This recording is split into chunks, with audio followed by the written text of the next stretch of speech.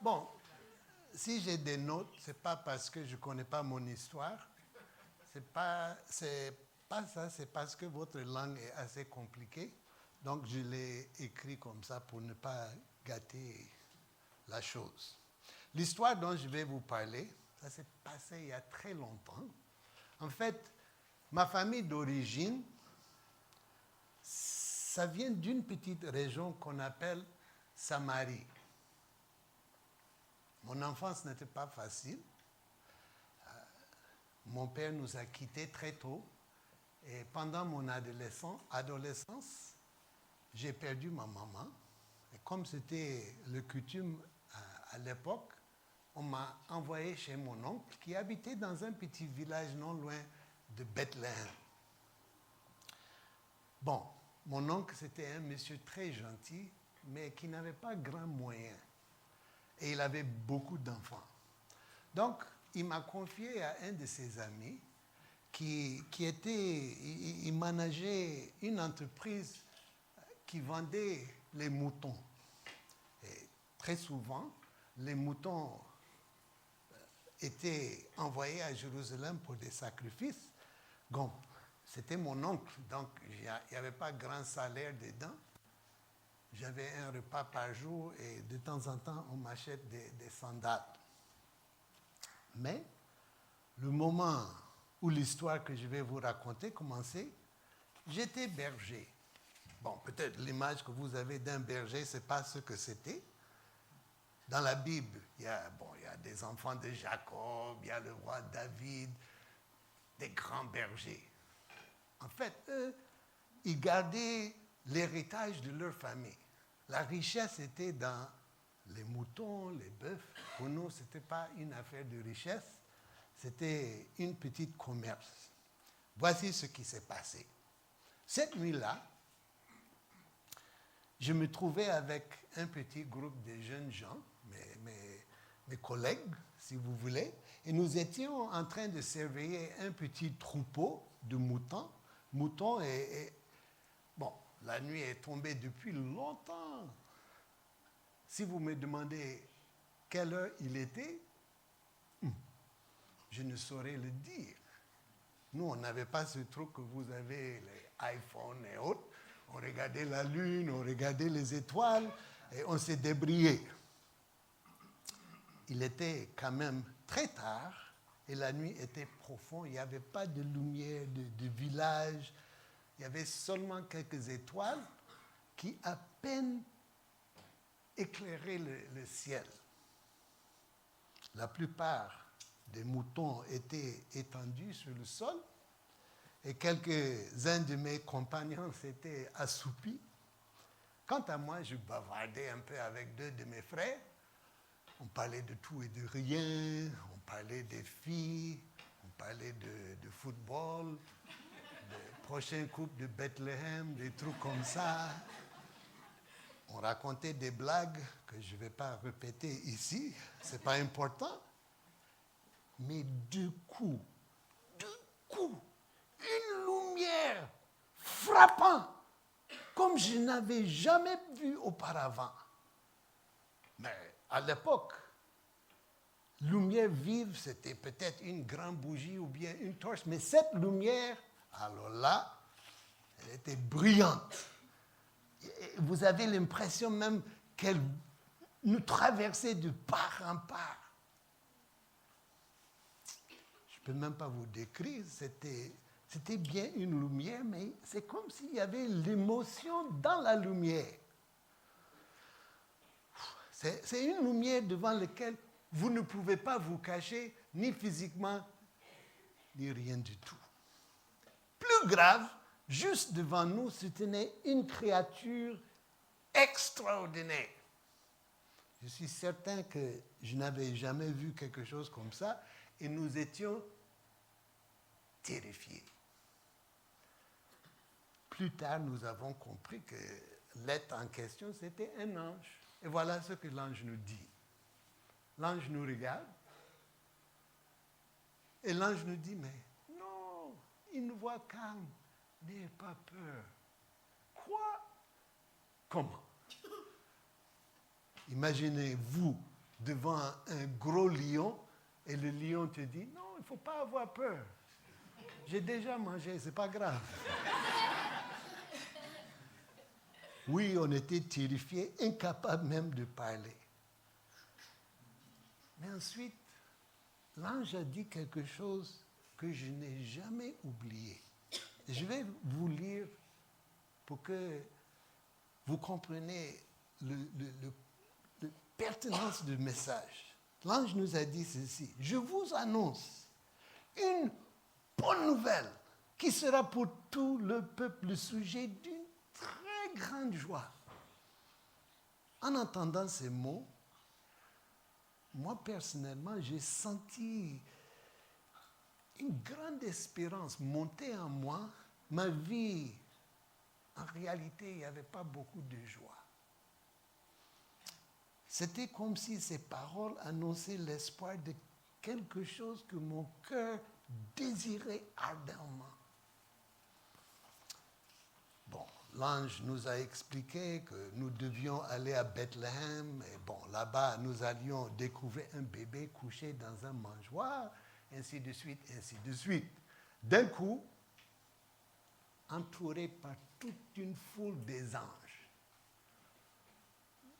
centaines de milliers, je ne sais même pas, des anges partout, et se sont mis à chanter. Un beau chant, peut-être même si beau que ce que les dames ont chanté tout à l'heure. Mais un chant comme ça.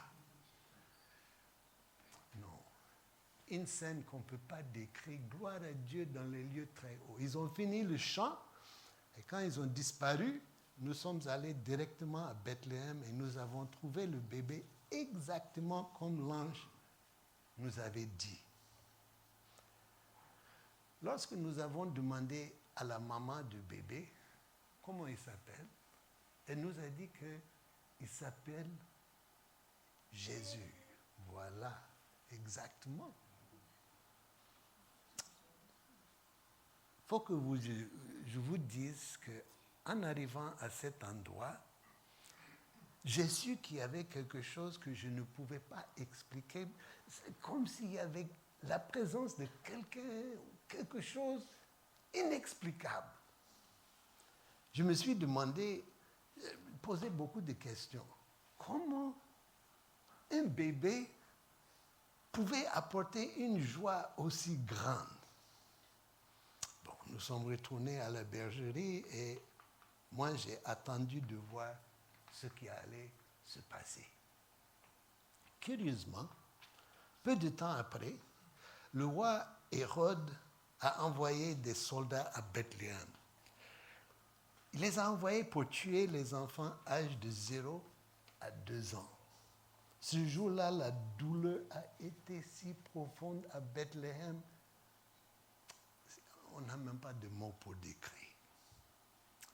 Je me suis demandé, mais et le bébé, le Jésus, est-ce qu'il est là? Est-ce qu'on l'a tué? Nous, on ne savait pas. Bon, on avance.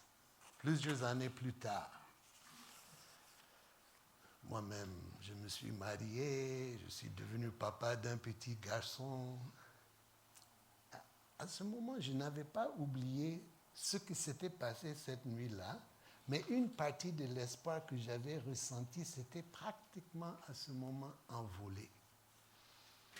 Bon, j'habitais toujours à côté de Bethléem, et un jour, un de mes amis est venu me voir, tout excité. Il dit, mais j'étais en Galilée et il faut que je vous explique ce que j'ai vu. Il y a un monsieur qui est là. Donc, quand il parle, tu sens qu'il a une autorité et puis il a guéri des... Non, il a expliqué. Il a parlé d'un monsieur qu'on connaît bien. Il s'appelle Simeon. Le gars, depuis sa naissance, il est aveugle. Et le monsieur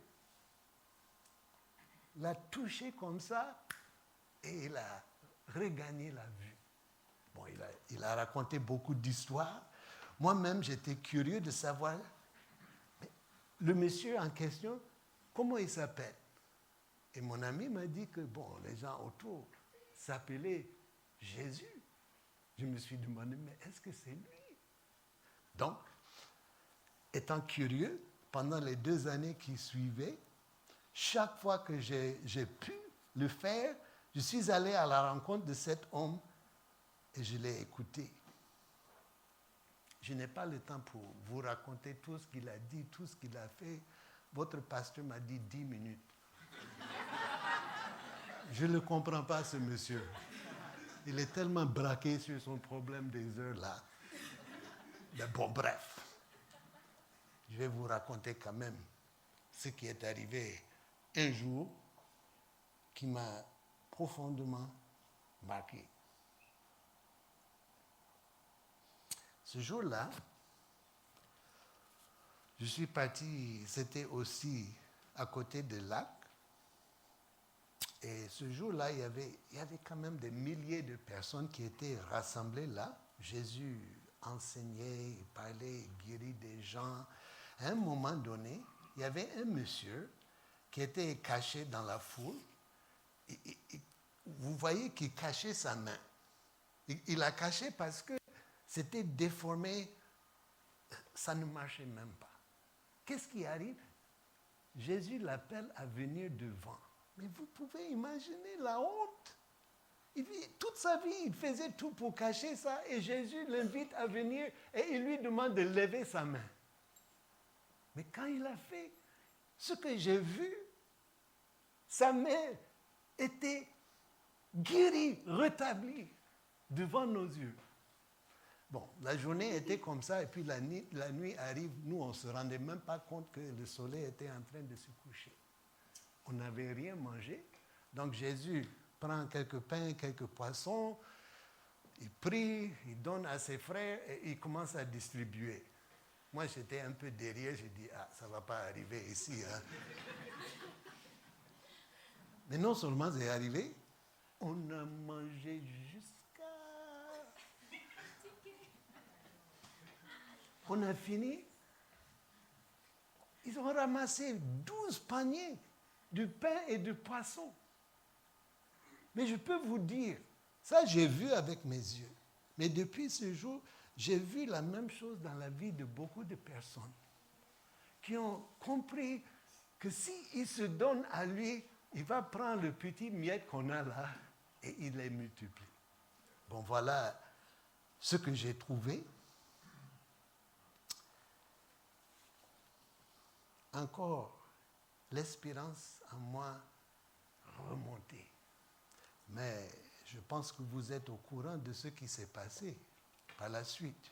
Une année, au moment où nous étions tous à Jérusalem pour les fêtes, c'était un vendredi matin, on entend que les chefs religieux ont commencé à accuser ce Jésus de beaucoup de choses, des choses qu'il n'a jamais faites.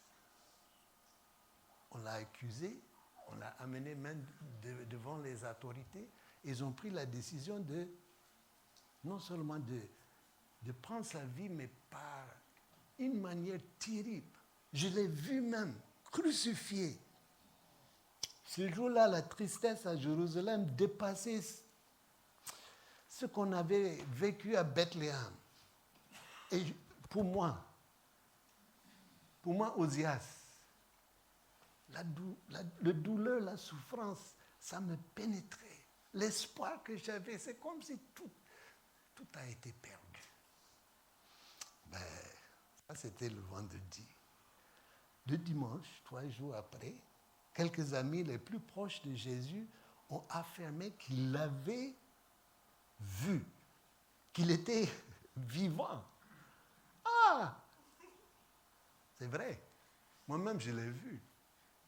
Il était vivant et il est toujours. Bon. Très souvent, dans les années qui suivaient, je me souvenais des paroles que l'ange nous a adressées cette nuit-là. Voilà ce qu'il a dit. Je vous annonce une bonne nouvelle qui sera pour tout le peuple. Le sujet d'une très grande joie. Et je peux vous témoigner que c'est vrai. C'est véritablement pour tout le monde. Souvent, je me suis demandé, mais pourquoi l'ange était venu vers moi et vers nous? Pourquoi je dis ça? Parce que berger, à l'époque, on était des pauvres, insignifiants. Personne n'est venu demander notre avis par rapport à rien. Bon, dans notre société, les bergers sont des gens sans importance. Nous n'étions même pas libres d'aller au temple. Dans votre jargon, on n'avait même pas le droit de voter. Ce que nous, on avait à dire, c'était important pour personne. Mais l'ange est venu annoncer ça à nous. Lorsque nous sommes allés à Bethléem cette nuit-là, moi je pensais qu'il y aurait des centaines de personnes devant cette étable. J'étais sûr que beaucoup d'autres personnes avaient entendu cette même nouvelle que nous. Mais à ma grande surprise, c'était nous seulement qui étions là. Pourquoi moi? Pourquoi nous? Je crois que le message n'est pas caché. Que cette nouvelle est pour tout le monde. Si Dieu nous a choisis pour annoncer cette nouvelle qui change la vie, c'est qu'elle était et qu'elle reste un message destiné à tout le peuple et à tous les peuples. Bon, conclusion. Je vous dis ce matin que c'est vraiment la nouvelle la plus joyeuse qui soit. Ce que nous-mêmes, ce que moi-même je recherchais pendant de longues années, j'ai trouvé en ce Jésus. Je parle de pardon. Je parle de la promesse de la vie éternelle. Mais je dis, mais plus important que tout ça, c'est lui-même la joie. Il est ce que mon cœur désirait avant avec tant d'ardeur. Il incarne la bonne nouvelle et elle est accessible à tout le monde. Donc, je suis venu partager un peu cette histoire qui m'a été arrivée pour que vous sachiez, vous aussi, ce n'est pas des fables, ce n'est pas des trucs que, quelqu'un a inventé, l'a mis à l'écrit. Moi-même, j'ai vu tout ce que je viens de vous dire. Et c'est vrai. Bon, je vous laisse là, sachant que cette nouvelle, c'est pour nous tous. Et il y a tout dedans. C'est pourquoi c'est un message d'une grande joie. Bon, votre pasteur m'a invité à rester pour le repas, mais cette saison, moi, j'ai beaucoup de choses à faire. Hein? Donc, si vous le voyez, il faut le remercier pour moi d'avoir me laissé ce temps. Et joyeux Noël à vous tous. Et si vous permettez, moi-même, je vais prier pour vous. Prions. Jésus, quelle grâce, quelle grâce, quelle grâce. Même ce premier jour de ton arrivée, ce qui a été annoncé, et 2000 ans plus tard, nous voyons que, et c'était vrai ce jour-là, et c'est vrai aujourd'hui. Pour mes frères et sœurs qui sont devant moi ce matin, que tu les bénisses, que tu bénisses leurs enfants, que ce don, cette grâce qui a été offerte, qui continue à être offerte, soit une bénédiction pour eux, pour leur mariage, pour leur famille, pour la gloire de ton nom. Tu en es digne. Nous te demandons ces grâces dans le nom de celui qui est venu et celui qui revient, notre Seigneur et Sauveur Jésus-Christ. Amen. Que Dieu vous bénisse. Peut-être si on m'invite Noël prochain, je reviens, je ne sais pas. Sinon, on se donne rendez-vous de l'autre côté.